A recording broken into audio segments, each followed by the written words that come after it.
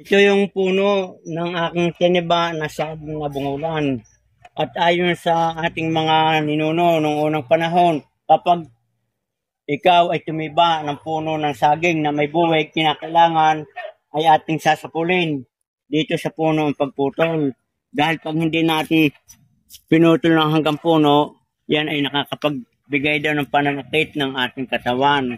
At yung ating bayawang ay lagi ding sakitin. Kaya ang gagawin ko dito, ako may naniniwala sa mga pamahiin o kasabihan ng ating mga ninuno, ay di aking puputulin na nang wala na tayong dahilan para tayo ay musumakit ang ating bayawang. Umpisa ng pagputol. Ang gagamitin ko nilagari na hindi masyadong marami ng mga upak, tatal.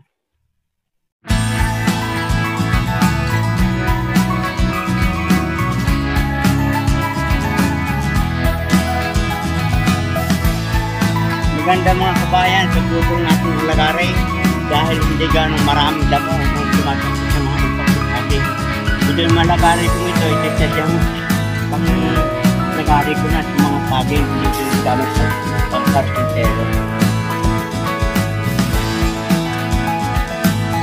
Naputol na natin ng sagad itong puno na sa ating nabungulan. So yan, ganyan lamang madaling pagpuputol. Ang ginagamit ko ay lagari. Kaya na wala tayong kasi ng damo yung mga upak ng saging.